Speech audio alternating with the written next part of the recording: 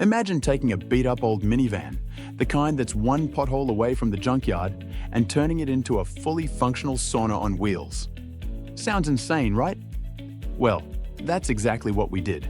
And the adventure was even wilder than we expected. From spontaneous road trips to inviting strangers into our mobile spa, this project took us places we never imagined. Buckle up, because you're about to see how a crazy idea became the ultimate DIY masterpiece.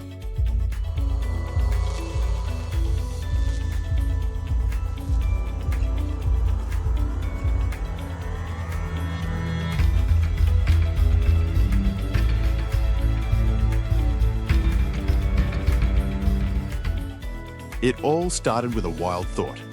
What if we could build a sauna inside a car? Not just any car, but a minivan that had seen better days. It was a junker, sure, but it had a year left on its inspection sticker, so we figured, why not? We had 2 days to make it happen before hitting the road to Munich with our friends.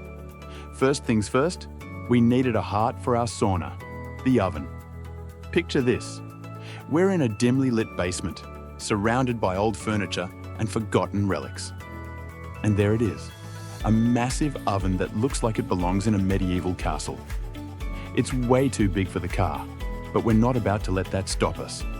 With some elbow grease and a lot of determination, we haul it out and load it into the van. It's so heavy, I'm half convinced we're going to tip the car over. But hey, no risk, no reward, right? Oh, and shortening that chimney? Total comedy show.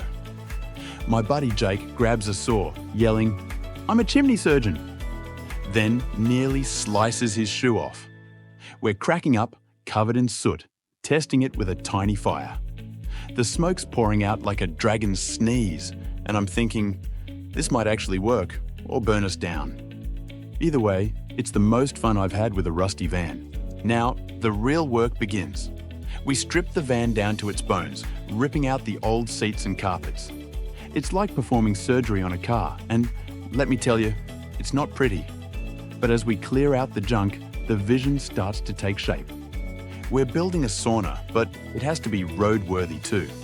That means keeping the seatbelts intact and making sure the whole thing doesn't fall apart at 60 miles per hour. Removing the old car parts was a riot. My pal Sarah's yanking out this rusty cup holder, screaming, "It's alive!" as it snaps back like a booby trap. Then I'm wrestling with a stuck dashboard panel. Swear it fought harder than me. We're doubled over laughing when Jake drops a bolt down his shirt, hopping around like it's a hot coal. It's a miracle we didn't lose a finger, but man, it made the chaos worth it. We grabbed some wooden planks. Actually, they're old closet panels, but they'll do the trick for sauna benches. We're not exactly master carpenters, so there's a lot of trial and error. At one point, I'm holding a saw, staring at a piece of wood, wondering if I even know which end to cut. But somehow, it all comes together. We install a fireproof plate behind the oven and even add a steel sheet to protect the floor. Safety first, right? As we work through the night, the rhythm of the music matches our hustle. It's chaotic, but there's a method to the madness. Cutting the logs turned into a late-night comedy special. I'm sawing away, half asleep, when my buddy Max yells, "Timber!" like we're in a forest, not a parking lot, nearly takes my ear off with his wild swing. We're cackling as sawdust flies everywhere, coating us like we're powdered donuts. Then there's Lisa, trying to measure a log, but she's holding the tape upside down, muttering, "Wait, is this 12 inches or 21? Classic chaos. Attaching them to the car's another story. I'm drilling a log into the frame, and it slips. Bam, right into my shin. I'm hopping around, cursing, while Max is like, "That's why I don't trust you with tools." We're gluing and screwing these logs on, half convinced they'll fly off on the highway. At one point, Lisa's got a log wedged in the door yelling, "It fits, it fits." It doesn't. By sunrise, we're a sweaty, sawdust-covered mess. But those logs are on there somehow. Honestly, it's a miracle this thing held together.